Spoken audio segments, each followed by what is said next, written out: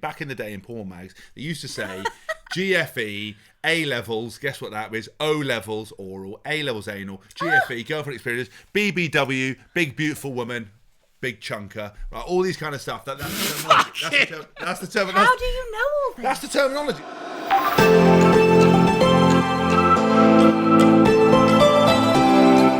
Good evening, everyone. It is episode 17 of Couples Quarantine. I'm James Haskell. I'm Chloe Madeley. Chloe Haskell, actually. Chloe Haskell. Yeah, exactly. I mean, I'm both. Well, you sort of are. How are you doing? I'm good. We've got beer again, so we're doing pretty good. Chin. But not only do we have beer, we have another guest. Now, we're rolling out the big dogs, one after the other. We have the wonderful TV presenter, comedian, off the Extra Factor after show, celebrity haunted, Matt Richardson. How are you, sir? I'm really good, thanks. I'm flattered to be referred to as a big dog when I know that you've had some really good guests. Like, yeah, you know, it's all relative. It's all relative, isn't it? Yeah. It is. Yeah. Fair enough. I'm chuffed to be here. Like, it's. I think it's going to be a good laugh.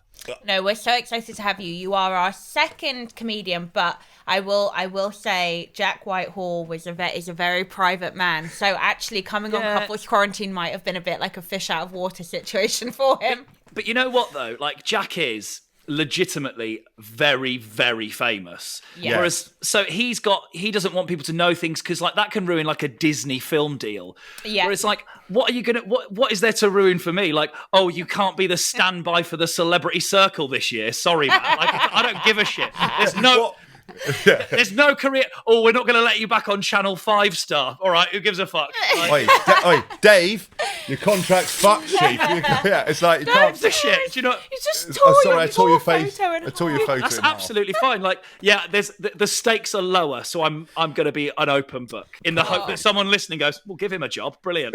Well, because actually, I listened to your. I did some stand up. I went on YouTube and did stand up. yeah. And there's that comedy club in Liverpool. The I can't remember what. Hot Water. Yeah. Hot Water. I actually follow the ginger bloke off it. I should probably learn his name. Paul Smith. He's called. Paul Smith. I like Paul Smith because I love his sort of. He's obviously a bit of the compere on the evening, and I saw it. And you were one of your opening gambits. Exactly what you said today was I'm sort of at that stage where I'm kind of famous, but not famous enough for anyone to really be sure who I am. And you know, it's like I remember a few like when I first did the Extra Factor, which was like the first thing I ever did on telly. Like my first job, I've never quite managed to do anything that big again. I was filming in Times Square in New York. Me and we were stood there filming, and a woman came up to me and she went, "Excuse me, are you Matt Richardson?" And in front of all the crew, I was like, "Right, stand back, guys. Yeah, fucking yes, I'm Matt Richardson." And she went, "Oh, my son was in your class at school," and That's the kind of shit that happens to me constantly. That's the level we're talking about. That's your level of fame. Oh, it's happening, guys. And then, oh no, it's just, they know me. Babe, give it a couple of years and you're wishing that you could go back to that. I've been hearing that for 7 years of my life. Give it a couple of years. Hang on, how old are you though? 29. Oh, fuck off. I was about to say, though, the joke you've got 2 decades to worry. The joke I was going to go with, though, because he's got a bit of a baby face thing. He's actually 42, but he's still living out the fact that he's an up-and-coming comedian. I've got a showbiz age of 29. That's what that's my Russell Kane age. Yeah. So it's like, how old is Roman Kemp now? Because he still looks like he's about 18.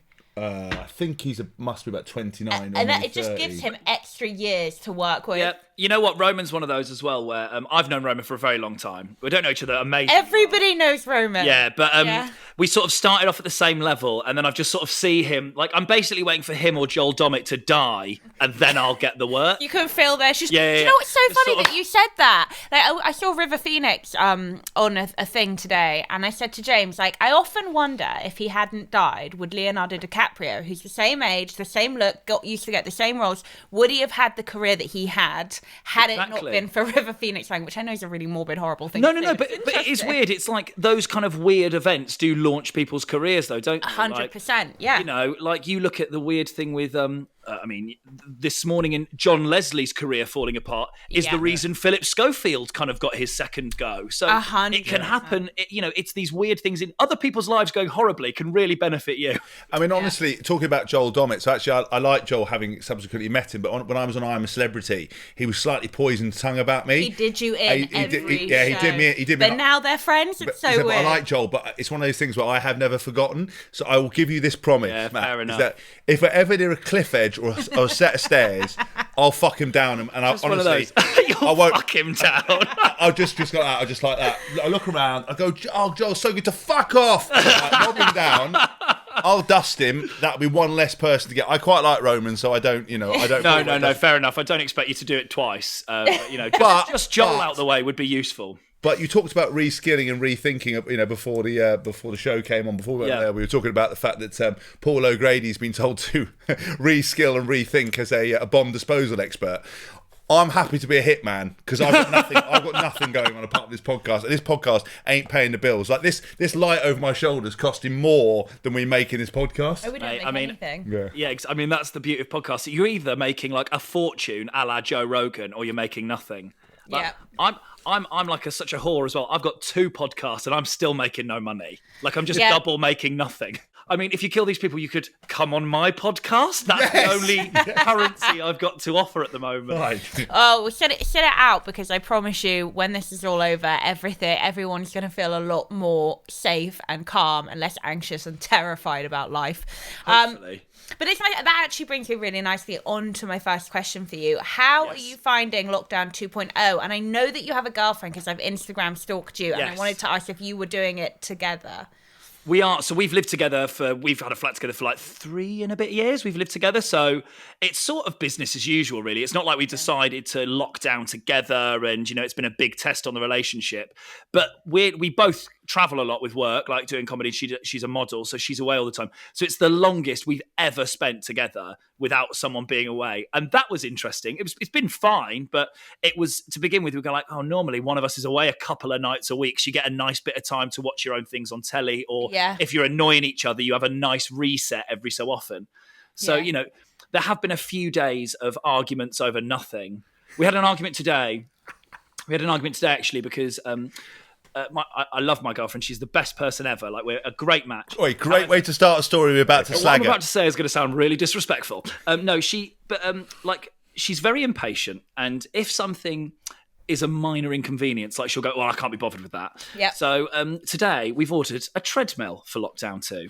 And there was a bit of an issue with like the billing of the treadmill, and it didn't come through. So she's like, right, I'm calling American Express. I'm telling them that they've got to cancel it. They've got to give me my money back, and it was fraud. I'm like, that sounds harder than dealing with the treadmill. And we had a bit of an argument because I was going, I was kind of, really bad. I feel bad now because like it was actually a pain in the arse in the end for her. But I was like, oh, what inconvenience. And that's you giving it. You're throwing the towel. You're not used to it. You've had such a, everything's been easy, so you can't deal with it. And then I felt really bad afterwards. Yeah, you went from 0 to 100. Did you apologise? We're the same. Did you apologise? No, we haven't apologised, but there has been a couple of jibes from her going, oh, well, you did say that to me earlier and you were a bellend. Right. So, it's been a bit tricky. Tense. A bit tense. Well, it's dissipated as the day's gone on, but like she went out for a walk, came back, and there was a bit of tension. Still, and also, and do you know what the best thing is? They're so good at moving on and forgetting stuff. Yeah, I do stand by that. Like she was throwing in the towel too early. I think we both acknowledged that we were both had things that were said that were wrong, but neither of us have said that out loud, so we've just let it slide. Oh, fine. So it's sort of it's an unknown thing, because I look at Chloe and I know full well that she's wrong, and I assume that she knows that she's wrong. But she's looking at me thinking the same thing, and it turns out we're not thinking anything of the sort. So maybe if you haven't said it, is it? She's probably going, "You're a rude prick." And you're thinking, yeah, but she knew that she was being difficult and weak-minded. No, but you know what? But we've gone back to like normal life, so I know that we both have acknowledged that there was a fault on both sides. There's some times where I go, look, there's fault on my side, and I'll try and go back to normal, but that isn't possible because Sam is definitely holding out for an apology. Which is fine. When I've been in the wrong, I'm happy to apologise. And it goes the other way. Like she'll be normal with me when I don't want to give an apology. But today we accepted it was a draw. Do you know what's really interesting? There's so many parallels there. So I'm really impatient. I get it from my dad. I have no fucking patience. And if something goes wrong, I'm like, no. Like if I've got a plan that I've been looking forward to for like a week and one thing goes wrong, I'm like, fuck it, I'm not going. Like that's me to a T, right? And that's James, very similar. Yeah, James is always like, why do you all, if there's one chink in the road, if there's one thing that doesn't go right, you fuck it all off and you're da. And then just like, well, I don't know if it's just like you, because James is, and I'm sure you'll admit, quite aggressive when he loses his temper. So then he goes from like 0 to 100 in a second. He's like, and you're fucking ugly. And then he'll go off and off and off, right? Don't call you and ugly. I'm like, So then we come full circle, and then he's the one that then needs space to calm down. So I have to sit and wait for him to calm down. And then you better fucking believe, once he's calm, he ain't apologising, because as far as you're concerned, you ain't never in the wrong. But I like that Matt is aware that he might have to apologise at some point. He might have to. I'm aware I might have to, but I don't have to. You know what, though? I've found recently, especially in lockdown with neighbours and stuff, like I've done we get on really well with our neighbours, but there was something to do with shared bins, and like I'd left a load of stuff out, but and my neighbour got in touch with me and was like, this is really unacceptable, blah blah blah, to our whole group of our building. There's 3 flats in our building, and I found an apology puts people, they're so not expecting you to apologise in the off that it really dissipates any tension. So I'm 100%. Very quick to apologise whenever I do anything wrong. I'm straight in with the apology, because I don't love an argument, really. I can do it, but I don't, I'm a comedian. I professionally argue with people, basically. So I don't want to bust man's holiday. So I'm straight in there with the sorries as often as possible. It does work. I remember when I used to work in Topshop in Oxford Circus when I was saving up for my gap year, and I remember I was in Replen, which is basically replenishing the shop floor with clothes, and you literally go from the basement up to the top floor, and your arms are like burning, like on fire, and people would dawdle, and I have no patience, so I hate dawdlers, and I'd be like and then it would build up, and then I'd basically like cough rudely or be like, excuse me, in a really aggressive way. And the second that someone turned around and was like, oh my god, I'm really sorry, the guilt, I was like, no, it's okay, it really works. So I think this is a lesson. I mean, let me explain to you, that feeling of guilt, it just doesn't come, because really? I'm fully aware that I'm right, and the issue is what Chloe has always done has weaved a tapestry of bollocks that she's selling to our listeners. Let's be very clear. When there's this one disappointment or this problem, Chloe operates the Khrushchev scorched earth policy. So, for example, say on a Saturday we are planning something, and on a Monday there is a chink in the armour. The preceding 6 days will be utter fucking carnage, as she is just scorching, earthing everything, until we get to the day. And do you know what? By the end of it, I've wanted to kill her. Right, I'm going to put my hands out there. I have to go into a room and give myself a really bad Chinese turn, stab myself with a biro, and then what happens is we'll get to Saturday and it'll be fine. But then what's happened is I'm so fucked off, we'll have a lovely day, and she'll be like, why are you in such a mood? I'll be like, because I've had 6 days of torture, you crazy cow. You know what, though? The thing is, like, when there's, like, if there's any strife or struggle in my life in any way, like if it's with work or life, because I'm such a self-involved narcissist, because I'm a comedian, I always think, like, if something doesn't go my way, I'm just like, oh my god, this is going to be such a great story in my autobiography. No autobiography is good if you haven't had a bit of struggle. When it does go my way, I'm going to have the best chat show stories. I'm going to sit there and be like, well, Graham, it was a struggle for a long time. Like that, I fantasize about things going wrong so I can have that one day. What a great way to view life. Yeah, I mean, I don't think it is going, well, one day I'm going to be so famous, everyone's going to hear about this. No, but I just released my autobiography, right? And did you? Oh, amazing. I did, yeah, and I did. And I did that. Sunday Times bestseller, if you're asking, but it doesn't matter. I am asking. That's absolutely, that's wonderful, mate. Thank you. Genuinely, don't throw that away. That's an incredible achievement. I hate it when people are like, don't be shy and coy about the fact you've got a #1 Times best-selling autobiography. Shout that from the rooftop. I have been. I've got one of those cars with speakers on it, like, neighbours, people of Northamptonshire, your king is here. No, but what? No, nothing. Nothing, carry on. Right. But what I had with that though is again, everything was, this is a great story. And all the time, my dad always told me when I was younger, he's like, listen, just make notes of some of the funnier bits and pieces, because they will come to play. And I sort of kept a few notes, and when it came to it suddenly all comes out. And then, of course, you never let the truth get in the way of a good story. Obviously, I'm not a comedian, but you're a comedian. With the spice and spin you can put on it, I love that. So you should be proud of that. Do that all the time. I wish. Talking about keeping notes, my mum told me when I first started doing when I first got on telly and I was doing kind of like unusual, interesting things, she was like, you need to keep a diary because you'll forget half of this and it's really interesting. And like, you know, because unusual things happen all the time in the kind of jobs us three do. And I think I really wish I had. I'm so jealous you've done it. Like, because otherwise because all the time I was chatting to a mate the other day and he's like, do you remember when this happened? I was like, no, I don't really know what you're on about there, mate. Because, you know, I spent a lot of the last 7 years absolutely battered. So, you know. So it's like the entryway into showbiz. You're like, oh, now I'm going to be drunk 5 nights of the week and get home at 5 So a.m. you should really keep You should really keep notes on all that. Yeah, but you should, you know, on your old iPhone, you know, the notes on your iPhone or whatever. Yeah. I honestly, if something happens, if I go to a dinner and I see someone says something quite funny or, you know, like anything he can plagiarise. Yeah, basically plagiarise, but also you get weird, you know, fan comments things. Where, you know, one of the things I always talk about is this bloke came up to me outside the Waitrose in very middle class in Northamptonshire and was like, "Mate, can I just stop you there?" And I was like, "What?" And he goes, "I used to think you were a fucking prick." And I'm like, "Oh my god!" Of all the like, why have you chosen to do that? And he's gone, "But actually, I've seen you play for England recently, and I think you're a fucking top guy." And walked off, and I'm like, amazing. But really a compliment. What, like, it's like he shit on me with one hand, but then he offered me a paper towel with the other.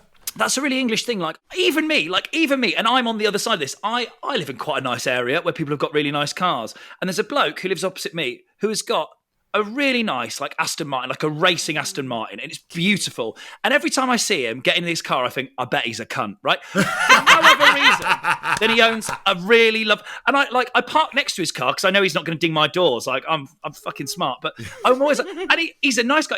They seem like a nice, happy, like, keeps himself to himself, no problem. I always go, I bet he's a cunt. Just because he's got a nice car. It's such an English thing. It's English tall poppy syndrome. It's like nobody wants to be better. You know, in an LA in America, they want this aspirational. The American dream is a thing. There's no English dream. Well, it's the English dream is if you do anything like, you know, the American flag, right? That's important. The St. George's flag is worn by racists and people who like to beat up, you know, foreign people, and they're not really keen on immigrants, you know, and that's Coming from it. an England rugby player. Yeah, but I don't wear the St. George's flag because I wore one out once. It's like, yeah, they were like, "Do you work for the BNP?" I was like, "No, I don't." Yeah. It's such a problem, isn't it? It's this kind of like. You know, you can't even be proud of what you do. Chloe, what you said about her dad. Her dad told me this story actually before we move on to talking actually what we fucking got on the show forwards. Yeah, sorry. I mean, we've just been chatting, haven't we? I love that. I love a guest who just talks, man. It makes our life so much easier. Chloe's dad was in Cornwall, right? And he reckons he's walking atop this cliff path, and this bloke is like walking towards him. He's walking, and you can see this bloke's like clocked him. And there's a distance of probably maybe 15 seconds where this bloke, and he can see in his mind this guy wants to say something, and he's like working up to it, and he's looking, he's not making eye contact, and he gets up to Richard, he goes, "Are you Richard Madeley?" And why are they always? I don't know. And he goes, "Yeah." I'm a Mancunian. He goes, "Yeah." He goes, I hate y'all, and everything you've ever stand for, and everything you've ever done on TV. I think you should know that. And then just quickly walked off. And that was like, it built up to it. Like, he'd obviously wanted that on his chest for years. And on a cliff path in Cornwall, had spotted his nemesis. His moment. And then, you know, he's never going to regret that again. Look, the only thing about that I'm stunned by is that anyone can hate your dad. Like, I'm obsessed with your dad. As I imagine people always... And I think your dad transcends love and hate. Your dad is like this entity... Like Jesus of the early morning TV. I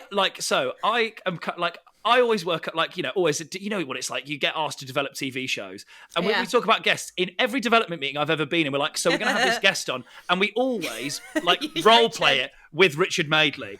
So I've got a podcast. Me and Matt Willis from Busted do a podcast together about guilty pleasures. And we're coming up with the TV version at the moment, like, if anyone's interested. And we're always like, so they're going to come on, and their confessions, it's going to be Richard Madeley. Well, I love shoving mini bottles of Jack Daniels up my arse. How do you know that? How do you know that? It's a lucky guess. Is it all in the miniatures in condoms in the bin outside the house? such a public persona view of my dad. Like, what is it, like Troy McClure from The Simpsons? Yeah. Like, such like a like. Hi, I'm Troy McClure. He fancies fish or something. Yeah, but always, whenever we're in a meeting, it just so happens that like he's always like our kind of like celebrity we'd love to book. I think there is a lot of money to be made in an Osborne-style documentary that just follows your dad round. But did you see? I think I would watch that to death. I also think I do think. I mean, I'm sorry that we're just talking about your dad. No, I love it. It's my best mate. I think your dad is like such a sort of so part of the tapestry of Britain. He's uncancelable. Like no cancel culture. Like it could, it could turn up. They're like, oh, I was at a car boot sale and I found this copy of Mein Kampf and it's got annotations from Richard Madeley in. And the public could be like, of course he did. What a legend. Absolutely. Of course he did. What's a diamond. Dickie the Nut. Oh, you cheeky bastard. I do live quite near your mum and dad, and I do see them from time to time. Like, we live like in the same neck of the woods. And I don't know your dad. Like, we were with the same agency for a while. We've both done a few things. I've met you before. I know Jack. But I just think, like, I don't want to talk to him because, like, he's on such a pedestal for me. Well, that I spend a lot of time. I've got a bit of a property nightmare, which I won't bore anybody with at the moment in London. So I'm spending a lot of time at their place. So if I see you when I'm with him, I walk with him every day to Hampstead. If I see you when I'm with him, that's it. Your day has come. Hey, I mean, look, I'm slightly. I lived I lived on the high street for a long time. I live just over the Heath now. No, it was awful, actually. I mean, not to be like first world problems, but it's so noisy on Hampstead High Street. Like, Shut up! Fuck off! Right, no, it's a dream. Location. I had to move to Highgate. Like, it's been a nightmare. Come on. I had to move 5 minutes up the road to the career's not going that badly if you're fucking living around there neck of the woods. Mate, most comedians I know live in a bin in a field somewhere. Yeah, I mean, like, I've got a much more successful girlfriend. That's why I live in Highgate. Right. Okay. I'm very much a kept man. Excellent. She is gorgeous, and I actually really like the photos that you post of each other. They're very real. They're not like Instagram kind of. Yeah. What's the word? Thanks. Like perfect. Like they're lovely. So I guess I actually really wanted to ask you, what is it like on the dating scene as a comedian? Because I reckon it's very easy to get hot girls into bed. And given that every comedian I know has either dated, married, or is dating or married to a model, quite clearly it's not that hard for you guys. You know what, though? I think there's this big thing I really believe in, that funny gives you an extra 2 points in the 10 out of 10 scale. So, like, in normal life, I might be a 6, right? But I'm funny, so I'm an 8. Like, and I think that really works. And I think that works for both sexes, actually. Yeah. Like, I've got a mate she's probably the funniest person I know. And she's always with like a ridiculous bloke. Yeah. And because she's fun, like, I think making people laugh and like being like, if you're nice to be around, then it's great. But actually, like, comedians realistically dating, like, most of them are miserable fucks. Yes. Like, Joel Dommett is really lovely to be around, has a beautiful wife, right? All the oh my that God. are lovely to be around. She's ridiculous. When I met her at the NTAs, I was like, fuck off with that face. I can't possibly comment, but So, like, yeah, it's one of those. But I wouldn't want to date a comedian. Like, we're a nightmare, because you got to think, right? You date a musician, like, they're going to write love songs about you. Like, going out with Ed Sheeran, like, he's written, he writes songs about you that are going to be massive hits, amazing. Like, you write a comedian, you go out with a comedian, the most horrendous things that happen in your life are going to end up on stage being told to everybody. Like, my girlfriend hates it. Like, everything she's like, please don't ever turn that into a routine, always is the stuff that is absolutely going to be a routine. Like, do you have arguments about it? No. So I've got a routine about my girlfriend, which I think I told you, I sort of mentioned. I've got a routine that is based around a story of that she was so shit-faced, I had to remove her tampon for her. I want to hear this story. Right, we need to hear this because we haven't heard this. So basically, like, it is what it says on the tin. Like, she was battered, and I was getting her undressed to put her to bed, and she's like, my girlfriend's very northern as well when she's drunk. She's like, my fucking tampon's still in. So I'm like, so I take her tampon out, and like, we're having a bit of a laugh about it. And then about 6 months later, I was writing a new show, and she was like, oh, you should do a bit about how you have to get me undressed to put me to bed. And I was like the tampon bit? She's like, not like the tampon bit. No. Of all the things. But that's what I wrote about. I wrote about this tampon thing, and I do it live. and she doesn't mind it. But then recently, I did a stand-up show on telly, and they were like, "Can you please do the tampon bit? We'd really like you to do it." And it's a show on ITV where you recreate your routines as sketches. So I'd have had to have acted it out with another person. And she put her foot down and went, "Please, can you not do that? Like, I don't mind you doing it live, but I don't think I can watch another girl pretending to be me have a tampon removed." Going, my fucking tampon's still in.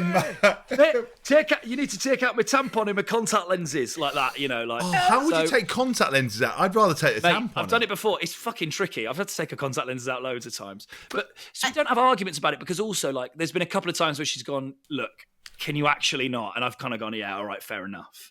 I mean, yeah, I think I would really find it hard. Like, there have been times where you've told not so glowing stories about me and vice versa, actually. And then the other one will be like, "Oh, I kind of wish you hadn't." And it's like, and if you're with a comedian, all of that gets used. I've monetized it. Yeah, like, you have. And like, I do remember Russell Kane, like, this whole second half of his stand-up, of the last one that I went to, is about how much of a nightmare his missus is when she gets pissed, which is fucking gold. But I bet she was like, "You don't talk about what you're like when you're fucking pissed." Of course you don't, because once again, like, you talk about writing your autobiography, you're the one that gets to spin it, because you're the one telling the story. And there are things, like she said, one of the worst moments in her life, I was on tour, and she came with her dad, and I really like her dad, we get on really well, but like, she had to sit next to her dad whilst I, for 10 minutes, described taking a tampon out of her vagina, and she said the worst part about it was he laughed more than anybody else. Yeah, dads don't care about that. Yeah, and it's weird, because I when he first came to see me live, like, I had some jokes about, like, our sex life, like a few little silly jokes. Like, I've got a joke about that she doesn't like, but excellent. I've got a joke about it. I've got a joke about her being like she's from Yorkshire, and I love going out with a girl from Yorkshire, except the only downside is when we have sex, she sounds like the Churchill dog, and I go, "Oh yes," and she really hates that joke. Yeah, and I remember. Is it because it's so true?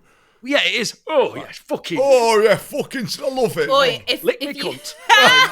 Oh my if God. you were my boyfriend, I would kick off at that. I'd be like, "You're making me unsexual to every other person in the world." To interrupt you, I had like, before you go, because I want to hear the rest of it, but I had a situation once many moons ago when I was single, having sex with this girl from Wales, and she was like, and I was like, having sex from behind, and I was banging her, and she goes, I fucking love English cock, and I went, "No, I think you mean we love my cock." Like, half through it stopped, she went, No, I just fucking love English cock. And I was like, you horrible girl. Okay, I'll carry on. There's another one you should tell about the changing lanes. Oh yeah. I tell you. Sorry, what, changing lanes? Yeah, I tell you. So, very good. So this I is need so to good. hear this. A former teammate of mine was having sex with a girl from behind, and we could probably do a whole show on this actually, because there's a lot of lads like trying to sneak it up the bum without permission, and it's guys that are having sex from behind. Naughty and what happens guys is, it slipped out and went in her ass, right? And it just went in. It just went in, right? And and the bird just turned around and went, should change your lanes up. No, where's she from? From Bristol. Here. Changing lanes, are we? Fair play. And just fucking carried on. Didn't even just bat an eyelid. Accents are funny. That's the like. So Sam also, like, she doesn't sound like, absolutely doesn't sound how I make her sound on stage, and she really hates that, which is fair, because I make her sound like a Yorkshire trucker, whereas actually she's got a beautiful voice and she sounds amazing. But also, like, because of her job, like, you've seen photos of her, Chloe. Like, she's tall and beautiful, and she does, like, she's been the face of Chanel makeup and, like, all these huge brands. And then when you meet her, she is quite northern, and people don't expect it. So I think that difference between assumption and what you are is really funny. So people, like, with a Bristolian accent, it's like on Love Island. Was it last year when there was that girl from Bristol? What was her name? No, I didn't watch it last year. Oh, there was a girl from I Bristol. I know exactly what you mean. And she's absolutely, like, stunning and really lovely girl, but she's Bristolian, and that's the funniest accent of all of them. It is the best accent. Here, change your names. All right, everyone? Everyone okay? Oh, I tell you what I fucking loves. I'd love to get on the piss with you. You'd be like, sorry. I think you're right, though. It humanises people, and it humanises them in a really endearing, entertaining, like, absolutely humorous way. So when I first started going out with Sam, like, her best mate as well, her best mate Charlotte is from St Helens, and she's, like, absolutely amazing. She's one of my best friends, and she's got this St Helens accent, and she's got quite a husky voice, and, like, together they're like 5'10", beautiful kind of models, whatever. And then I'd introduce to my friend, and Sam's like, "Hey, how you doing, mate? Nice to meet you." And then Charlotte sounds like Johnny Vegas. He's like, "Hey, yeah, you're right." And you're just like, and it blows people's minds. And I really like that because it makes them, like you say, it humanises them. It makes them real people. I love it. One of my brother's best girl mates, Claire, she's fucking wicked. She's from like the dark depths of Manchester, and she's amazing. Like when you get drunk, obviously she comes to like all our family weddings, so I've had a lot of fun with her at weddings, and she'll just get absolutely battered. She's tiny, she's like 5 foot nothing, and she'll just like march up to you on the dance floor, and then before she does like a whip turn around, she'll go, "I love," and then turn around and then march off again. And I'm like, you're the fucking best person. The North is the best of us as a Do you remember who was the lady that did the Melanie Sykes, the Boddington advert? Do you remember? Absolutely. That put Northern women on the map. That for me, you know. My dad sometimes refers to my girlfriend as the Boddington's girl. Weird story though. You know, earlier on you said that Joel Dommett was a bit acid tongued about yes.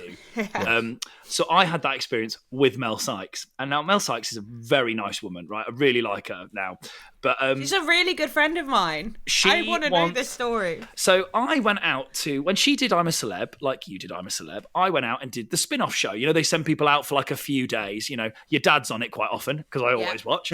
And I went out and I thought Mel Sykes was being unreasonable in this whatever episode I was talking about. And I was very vocal about it. And about 6 to 8 months later, I decided I was doing a job at Wimbledon. And I decided part of the deal was I was doing this presenting thing at Wimbledon. I got some tickets. I went, and who we sat next to but Mel Sykes. And Mel Sykes was like, "You're that prick that had a go at me." And I was like, yeah, I did. And yeah, she like really told me off for having a go, like for moaning about her on a spin-off show. And then she made mates with my mum. They're friends now. They exchange texts. I tell you what about Mel Sykes, right? She is a ballsy bitch. She's fit, she's cool, she's funny, she's like just a 10 out of 10. I swear to God, if you step over the mark with her at any point, she'll fucking tell you about it. Like, I know personal trainers. Like, I used to train with her a lot, and we used to hang out a lot. And I know a lot of trainers who've trained with her because the girl knows how to move around a gym, right? And then they've basically organised it so they've been papped with her, or they've taken a selfie with her or whatever, and then they've been like, "I'm training Mel Sykes." And it's happened 2 or 3 times that no bee in her bonnet about going right up to them and being like, "You don't fucking train me. I trained with you." And she's ballsy. She really had a go at me, and I was kind of like, "Look, I'm a comedian. I get employed on these shows to sort of say things that like," and also my reputation. I've been on all of that. I always say that stuff. Like, that's why they book me. And we kind of talked it out. She had a go at me. I kind of went, "Look, I'm sorry. Like, you seem very nice." And then she's been lovely. And then she's got, my brother's got autism, and she's really close to autism as well, Mel. So her and my mum like talk about, like, they share advice and things like that. So she said what she had to say, and then it was fine. But it was one of the most terrifying experices of my life. I've never told that story before. I didn't say what I wanted to say to Joel because revenge is a dish best served cold. Look, so I'm just like, waiting. I know Joel is like very buff and stuff, but like, Joel and I are cut from the same cloth, right? We're kind of comedians. We're quite similar guys. Like, I would never say shit about a man that looked like you. If I was, I actually, like, do you know what I mean? Actually like, do love I'm not Joel, a fucking idiot. I've never forgotten though. It's just every time I see him, I'm like, "I will kill you one day." I've never had a bad thought about you, and I'm scared of you. Yeah, so I don't know what the fuck he was playing. Big softy. What? when Chloe, I just want to ask. So, before you met your lovely partner, yes, did you always volunteer what you did to girls? Because I assume, because people say that, you know, the way to keep a woman happy is with humour, and you said you get a couple of extra points. But did you try to hide what you did? Because was there a couple of times they were like, "Go on then, entertain me"? Yeah. No, you know what?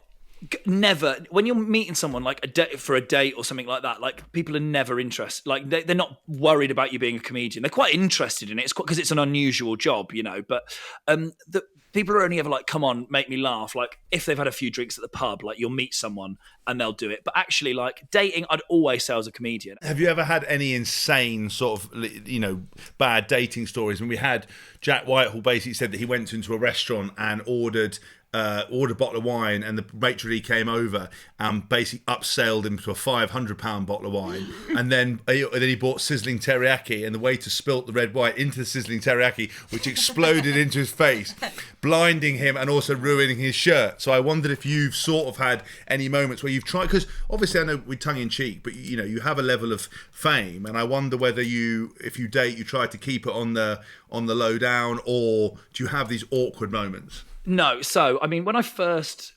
like, I was never, before I was on telly and stuff, like, I was never like a shagger, really. Like, that's never been like my sorry, style. I mean, it can't be, we can't all be like, international rugby stars. Yeah.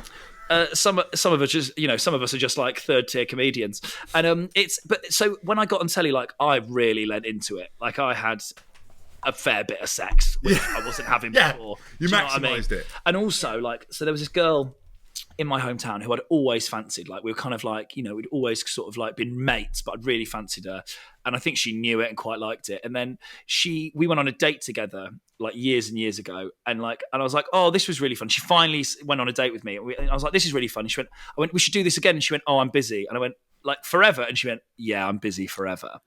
And then I got on telly, and she became very interested in me.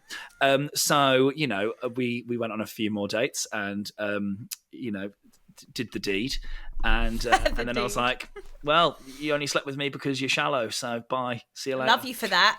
I never understood girls like that, and I know that maybe it's because I come from a privileged kind of area in terms of like fame, and no one's ever going to be more famous than your dad, so who gives a shit?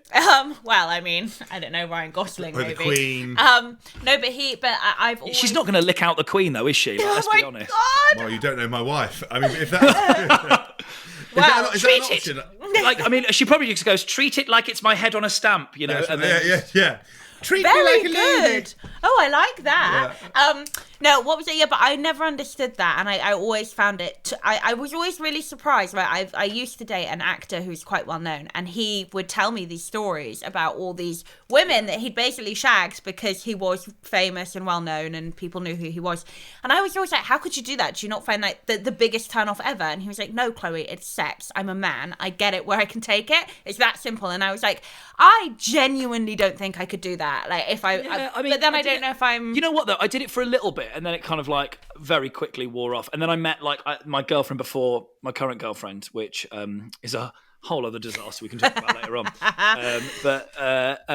Basically, I did it a bit, and then there was one girl. I remember there was this girl that kind of from my hometown, very like lovely, beautiful girl, and like we'd never really known each other, and she sort of started talking to me online and things, and she was really nice. And I was like, oh, I've got to go to this like event. Do you want to come? And we went to this like really big charity thing, like a dinner and all this. Yeah. And then and then she was very interested, and then we were out after this event. We'd gone for drinks with the guy that had organised it, Ashley Table from Global Radio. Like, it was a Global Radio thing, right? Yeah. And then very quickly she basically went, I want to be a presenter, and how can I do it, to him. And I was like, oh, that's the only reason you've kind of come to this. And then it was really icky. And then like I was staying in a hotel because I didn't live in London, and she was like, oh, I'm going to come and stay at the hotel with you. And I was like, cool, well, I've got work in the morning, so I'm going to sleep.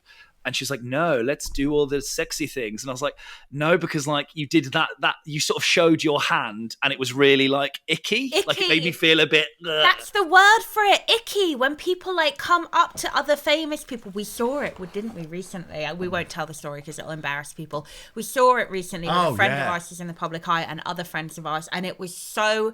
icky is the right word for it, where you're like, this is really uncomfortable to watch. She'd been like really nice all night, but then all of a sudden, like, to this really powerful guy, she was like, I want to work, like, what can you help me with? And I was like, come on, mate, you work in marketing, like, just give it a break for give it more than one evening to we all have normal jobs before we do this, right? A lot of us, that's fine, but come on, just give it a second go of meeting someone, that rather than going, make me famous, please. You've won, though, because you're a bit of a heartthrob. Didn't you win Weirdest Crush or something like that? I won Heat Magazine's Weird Crush in 2014. And I tell you what, I campaigned hard for it when they nominated me, because it's like a public vote. Is it? I was like, there's no point being further down the list. Do you know? I'm going to push it. I'm going to be, I think Russell Howard won it one year, and he said, there's no point, you're king of the munters, so you might as well, you might as well be kicked.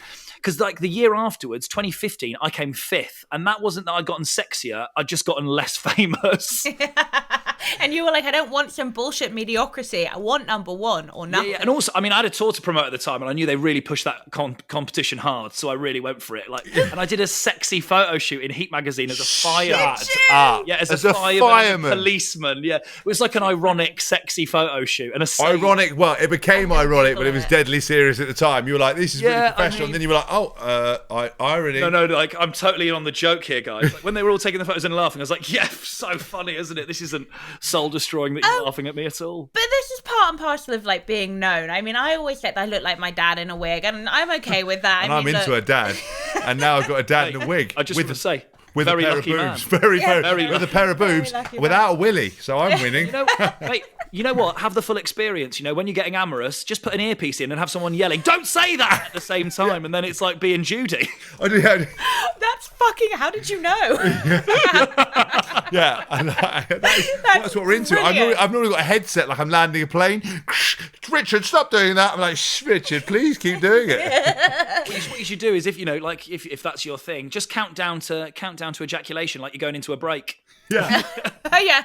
In 5, 4. What was I going to say? Have you had That's the weirdest thing I've ever talked about on a podcast. Well, imagine her dad when he fucking hears this. Does he listen to this? No, but the Daily Mail keep taking it and put it on the internet. Like there's a story where Chloe did a. Shit. Chloe's an agony aunt for the Sun, right? And she basically did a sex column. And what the Sun did, instead of like doing the right way, they took bits of the Sun column, stitched me up with it, made it like an actual story. Made it a sex exclusive. A sex exclusive. Basically, my wife had admitted that I'd slept with 1,000 women, which was a tongue-in-cheek, really hyperbolic tongue-in-cheek. answer. It's way higher. Like, the fuck's she talking about, right? And she made it manageable for the average punter in the street who ain't that bright. And then they were like, sex and street. Can't count beyond 1,000. Yeah, exactly. Can't get to 1,000. You know, and then basically, my mum. She was like, oh, my mum is like perpetually ashamed of me. Like she's so proud, but so ashamed. And because that generation are so much like looking over the fence at each other and like, you know, because there's a real thing called Chloe told me called a bitch whistle, where basically women say shitty say shitty comments to other women. Only other women can hear it. So and nobody else in the room can hear it. But if one woman says something really cutting to another woman, everyone will carry on eating their canapes and drinking their drinks. But if the other woman will be like, what the once you know about it, you hear it, and you'll give an example. Go, oh my god, I love your hair. It's so brave you've done that. And everyone's like, oh, she likes your hair. She's like, so brave you've done that. Yeah. You know what? I once got a bitch whistle. And I mean, if the Daily Mail are going to pick this up, great. So when I was on Virgin Radio for years, and then Chris Evans joined. Yes. And Chris Evans once gave me a bitch whistle. Chris Evans, the first time I ever met him, I was like, oh, hi, I'm Matt. And he went, oh, yeah. He goes, you do stand-up as well, don't you? I went, yeah. He goes, you know what? I've never met anyone who could do stand-up and radio and do them both well. Yeah. And I was like, and it wasn't until, like, it was one of those where it was like, I didn't realise he'd insulted me until like 3 days later. And I was sat doing something and I was like, oh, that wasn't him saying I can do both. And then you were like anxious and then outraged all at once because you were like, fuck, that happened and it passed me by. And but also at the time, I was like, at the time he said it, I was like, oh, thanks very much, mate. Cheers. Yeah, that's great. I am doing them both well. But that was not what he was saying. No, Chris Evans does that well. I've seen and heard him do that many times. So I'm glad I'm not the only one. Have you had any mad stalkers? Because, you know, I had one particular one that went on for like 6 years. Did you? Really? Yeah, you know, I've told you the story. Well, you married her, didn't you? I did. Hey, I hated him. Thank you very much. Oh, I know the girl in. Yeah, I know. This girl like basically pretended she moved to France and was pretending. She pretended she died, and then, you know, that she was in a coma, and she was like, she faked her own death. She was like 4 different personalities, pretending she was Tom Ford's PA. It was so bizarre. But I wondered if you've had any sort of really keen fans or mad stalkers. You know what? No, I think I've not really had any stalkers because I am obtainable. Like do you know what I mean? Like you'd stalk someone that is beyond your grasp, whereas I think people just go, well, I could meet him and be his mate or go out with him, so you don't really need to stalk me. Fine. I did have a woman from America who used to had never talked to me ever, but every so often, like every week or so, would just send me like a naked video on Instagram, like would private message me, and I was like, I don't know what she wants. Like, am I meant to like what? And I'd show my girlfriend, I'd show Sam and be like, this girl's sending me these weird videos. And we'd have a right old laugh about it. I had that similar woman, like a similar thing I said to Chloe. She goes, because I can see Chloe's always looking at me, like, you know, those laser beady eyes. She get dick pics all the time. And we've talked about it on other shows where lads are sitting at home and they're so horned up. They're like, fucking hell. I tell you what I'm going to do. I'm going to fire this over to Chloe Madeley. She's going to see it and she's going to go, poor, I want to sit on that now. Deliver that. Instead of the reality, which is, what are you doing, you sick fuck? So I never get any of this stuff. And then I had this one girl that kept sending me, and I used to be like, this. She's nervous, like, Chloe. I feel like she was really, she had a really good body. Yeah, she did. And also, like, this girl, she was very attractive, and we were both like, do you think she's real? And like, you go through you know when you can tell someone's Instagram is real or not really, like when you have a good look. And I was like, she lives in LA, so she doesn't want to do any of this. Like, obviously, like, this is all a bit weird, but also, like what are you meant to do with, like, she's just kind of gone, that's enough. Like, Yeah. you know, hello. And I would go, oh yeah, fair play. Me and my girlfriend would go, yeah, good looking girl. But also, like, my girlfriend would go, you need to block her. And I'd be like, well, let's not be so hasty. yeah, that's what he's like too. She's made the effort. Like, she's not said anything offensive. She's not a racist. Yeah. You know, she's just putting herself out She's there. not a Trump supporter. She's not a Trump supporter. She's just, you know what? She's shooting her shot. Why am I going to punish the girl for that? I want to do the same thing. What's the problem? We get people who write into us with questions, asking advice. We wanted to ask you some of them because we got, think you're fucking funny. Okay. Thanks very much. Cheers. Sure. Okay. Are you ready? The title of this question is, can fuck buddies actually be just that? Hi guys, I have a bit of a fun story to share here. Please keep me anonymous. With the big question at the end being, can fuck buddies actually be just that? I began chatting to a girl online that I knew through living in the same area and going to the same school, but her name was all that I knew about her.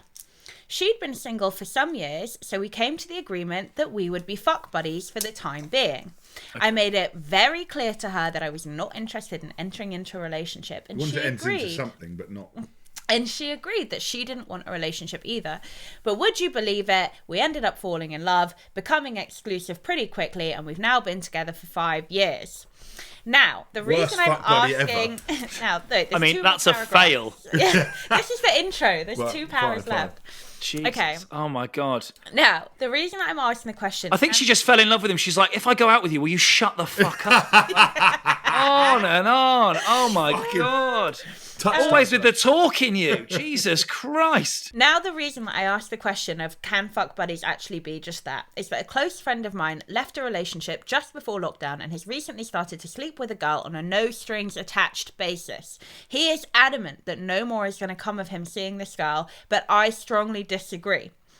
We keep debating this. I strongly believe that if you fuck somebody and then they immediately get up and fuck off once the deed is done, then that is a fuck buddy, and it's hard for anything else to exist beyond that. But as soon as you start chatting, getting to know each other, spending time together, texting each other throughout the day, or anything more than let's just go have a fuck, then there is bound to be more in development. And my friend has actually already admitted that their no strings attached means that they can't sleep with other people, and they've already done more than just fuck, such as go on long walks and have days out locked down together. He is adamant. What a sad time we live in that you're like, well, they've done more than fuck, like not weird stuff. A walk. A set of absolute fucking amateurs. What a sad time we live in that this is a debate that he feels he needs us to settle. So he's basically saying at the end of it, I feel like my point has already been proven. He's adamant. Please, will you settle this debate? Matt, over to you. Look, I think ultimately, I think you probably can be fuck buddies with somebody. I don't think I've ever... I've always been like a bit of a... I've never really slept with people once that much and then just pissed off. Like a few times, but I've always like had a bit of a thing with someone for a few months where you kind of do message each other and you don't really see anyone else. So I've never done it. But I imagine there are people out there that can do it, but neither of these people have achieved that. Like, the only way that a long walk is involved in being a fuck buddy is if your long walk's on Hampstead Heath and you're going to shag in a bush. Like, the only... That's fuck buddies. I think part of the fun of it, and I have had people who I've had, you know, not a relationship with, but been sleeping with. And I think part of the fun of it is actually part of the excitement and the sexual chemistry is straddling that line between Oh my god! I did have a. Actually, now I think about it, I did once have a proper one. So there was this years ago. There was this girl, and I'd be in London once a week filming a show. And the only time we would speak is I'd go to the bar after the show on a Saturday, and she'd text me going, "Where shall I come? Shall I come and see you?" And then she'd leave on the Sunday morning, and we wouldn't speak for the rest of the week. I think that's the proper. That is the proper, and that lasted for what, like 2 or 3 months. Like it wasn't a long thing. Yeah, but that's a fuck buddy. That is, and like I couldn't have told you anything else about. Like I couldn't really told you anything about her apart from that. You know, I hate to say that I've got a black belt in fuck buddies, but I actually did have one. And to look at me, you would never. They give those out. They actually do. They actually do. If you go to certain dojos, is it like Russell Brand presents it to you? It is. It is. You get a pair of kick-ass trousers, a fucking nice black belt, and basically, this was my specialty. But I will say, actually, I used to complicate it because I used to like what is known in escort circles is the GFE, the girlfriend experience, which is what you would do is you would have the fuck, but you'd be very clear. Okay, listen, this is going nowhere. But for that time you were with them, you would sleep, you've had the cuddles, everything else that. You just send them on their way, and they would know everything. Are you just openly admitting that you slept with escorts here? No. I feel like we got blurry. No, sorry. I mean, it wasn't even like anyone got that out of you. You were very free to admit that. Then it's what's guilty. known in the Stop asking, right, guys? No. GFE, No. Sorry. Which is the girlfriend experience. No, let me tell you, because I'm a man of the world. No, I'm not with escorts, but in the man of the world, there are certain terminology that you used to see back in the day in porn mags. They used to say GFE, A levels. Guess what that is? O levels oral, A levels anal, GFE girlfriend experience, BBW, big beautiful woman. Big chunker, right? All these kind of stuff. That's the terminology. How do you know all this? That's the terminology that you know. That's the terminology. Does everybody know this? Do you know this? You knew this. Don't fucking play shy. Don't. Yes, you did. Yes, you did. I don't know about but the problem is like the girlfriend experience. Like because also like if I was sleeping with someone, like I really like. I'm very like I love meeting new people. Like I love like hanging out with people and like. My girlfriend's always going off at me because she's like, she'll be like, what are you doing today? And I'm like, I'm going for coffee with blah, blah, this person I've met 2 times. And she's like, why are you bothered? And I'm like, I love that. I love having loads of mates and like knowing loads of interesting people. So I can't do the whole fuck buddy thing because like I'll meet someone and be like, God, you're really interesting. Let's go for dinner and hang out. And then you end up falling in love with them. You should have married my wife because she's exactly the same thing. Are you the same? Yeah, I'm like after about 5 minutes of talking, I'm like, yeah, I've actually heard that's enough about you. Let's talk about me. I've got loads of people that I go for a coffee with every 6 months or so. Like I just sort of pop in. I love it. You're so much like that. And I'm such a like little social butterfly. That's so good for you though, I think, mentally and obviously socially, and given what you do, which is having to perform and connect with thousands of people at a time. Yeah, I mean, but it's thousands, tens of people at a time on the Matt Richardson tour. 10 people at the pub. We've got our last question here before we move on. But anyway, I was basically saying that it is possible to do it, but the 2 people in that thing have failed miserably, so don't bother. Basically, he's just the worst person at one night stand. Yeah. How good are you? I'm 5 years really in. What? After one? I'm 5 to date. And I've moved house 3 times. You still keep fucking turning up. I don't understand how. Honestly, I've gone to Northamptonshire. Why are you here? I moved house without telling her, thinking that was going to be done. She turned up like Paddington Bear in a box with Do you think that I would have moved out of London to the middle of a field? Yes, I'm that good in bed and that funny. You're welcome. Right, anyway. Right, listen. Absolutely phenomenal. Solve yourself. Right, I've got this last question. Hi, guys. Loving the podcast. So funny, but also informative. 15 years ago, I was living with 2 women and we were all seeing each other. Sir! A throuple. Is this a gentleman rather than a throuple? Yes, this is a gentleman, right? What a fucking boy. This lasted for about 9 months and was great fun, but since then I've been in various short-term relationships. But for some reason, I don't seem to attract people my age. I'm 47 and often have older women, 10 to 15 years older, cracking onto me. Poor, that is punchy, 47. Cracking onto me. But women that age don't appeal to me. Also, the reverse of it, I have women 20 to 25 years younger than me cracking onto me, and whilst they often appeal looks-wise, and I've had a few short-term relationships, it's hard to find things in common, and it's really embarrassing when I say, do you remember this? And they say I was 8, or even worse, not born. How do I attract women closer to my age? Right. my first recommendation: stop banging on about all the young women you've shagged. Number one. That's what I was.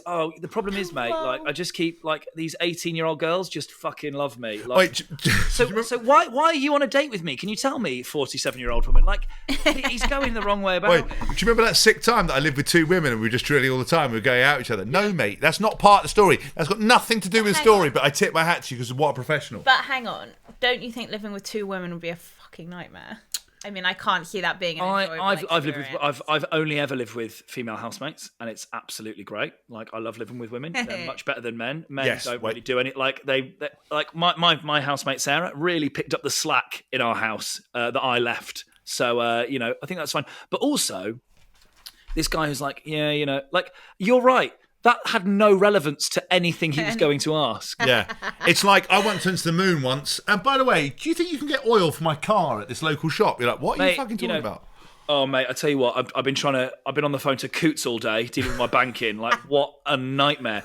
Anyway, do you have a Big Mac, or I've got to wait 5 minutes for one? What? Like, come on. I know exactly what the thing. If you go on a dating app, and this is the downfall of dating app for many people, is that you have to put an age bracket, right? Which basically means that you're cutting out somebody who could be perfect for you because you have to put an age bracket, which is a nightmare. But for you, it sounds fucking ideal. Get on Tinder, put in your age bracket. Age bracket. Yeah, you just cut everyone out. Yeah, but also, maybe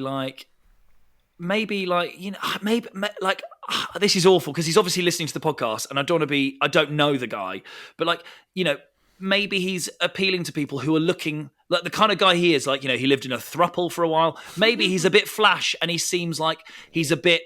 Maybe he's a bit flash, and he seems like he's a bit shallow. So young women want an older man, and they think, well, that's not going to be serious for me. So he's attracting women that aren't after anything serious. Yeah. So he needs to show that he's a serious man with deep emotions, and then people his age who are looking for something proper will go for him because they're looking for a toy boy and they're looking to fix, whatever issues they have with older men. So he needs to start showing the serious man that he is. Mate, that's a standing ovation. We can't follow that. I will just say that while we have taken the piss, what's your secret, sir? Because that was unbelievable. The first part. You're married, James Haskell. I am, but just in case it doesn't work out, how do you? 2020. Marriages take all sorts of forms. Yeah, they do. Let the man live. They do. And if you want, polygamy is not one that I will stand for. Thank you very much. And if any girls fair enough. Even if I move in and we can be a thruple. You'll be picking up the slack in the kitchen. Hey, mate, you can get your A levels with me.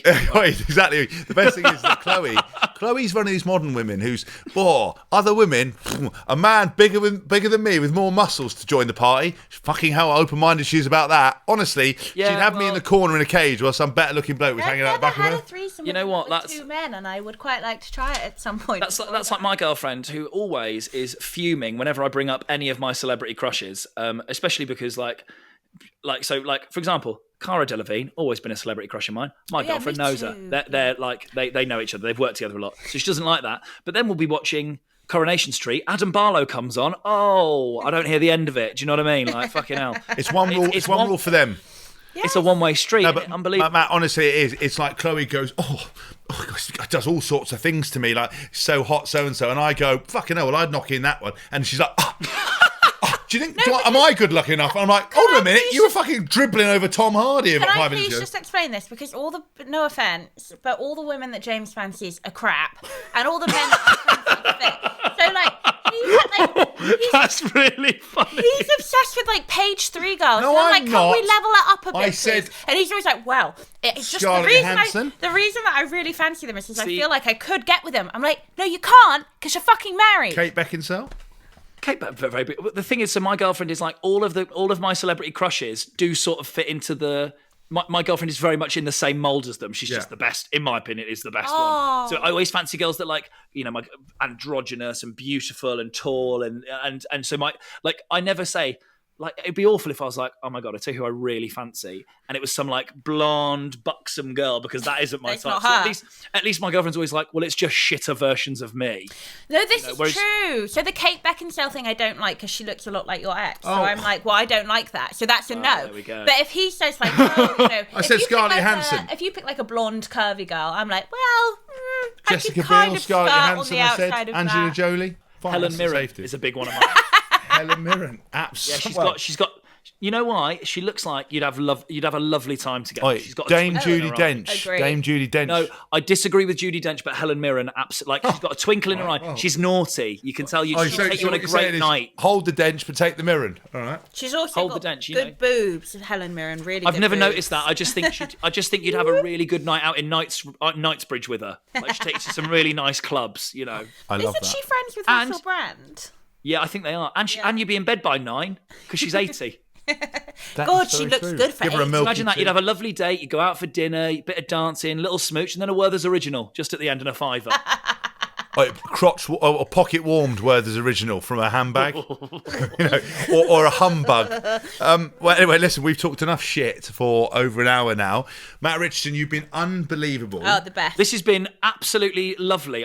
Like when lockdown's finished, let's do this in a pub because I've really enjoyed this. Matt, where can people find you if they want to see what you've done and what you're up to at the moment? I mean, I'm up to, let's be honest, very little. I've got a podcast. So me and Matt Willis do a podcast together called When No One's Watching, where we get celebrities on and they talk about their things they enjoy when no one else is around, like their weird confessions. I'd love to have you two on it, actually, if you'd like to come and do it. 100%. 100%. Absolutely have you. And I also do a podcast with the wonderful Amy Vose called Sports Virgins, where we talk about sport. So Dylan, who's our sport expert, and Amy Vose and I, who know nothing about sport, all talk about sport together, and it's basically us going, so he plays for Man U, right? That's sort of the vibe of the show. You'd Perfect. be great on that. Yeah, I'm terrible Doesn't at know word sport. I anything don't know about anything about sport. it as well. Really amazing. So I get on there. But okay, and also, if you've got Instagram, they can find you on. Look, I've got an Instagram. It's at Matt Richardson 3, same as Twitter and all that, and it's just photos of a cat basically these days because I've got nothing else to take a photo of. Well, Take photos of your hot misses. That's what I'm looking Yeah, for. definitely. and I'll I follow. prefer the cat if I'm honest. She's at Sam Rollinson, if that's what No, anyone I can't. That's too will. direct. That's too direct. Chloe will be like that. Am You've got to I? have 1 degree of Like, separation. the laser eyes will come out and be like, "What are you doing?" Be like, it was research. The podcast has been, babe. Listen, I've been James Haskell. I've been Chloe Haskell. Better from you. Okay. Love you, babe. This was episode 17, I think, of Couples Quarantine. If you like it, please share, please subscribe. Tell your friends. We're obviously on YouTube as well. You can find us on, wherever you get your podcast from. Hit us up on Instagram at James Haskell and Chloe Madeley. At Madeley Chloe. At Madeley Chloe, I should say. And we'll be back next week with somebody else.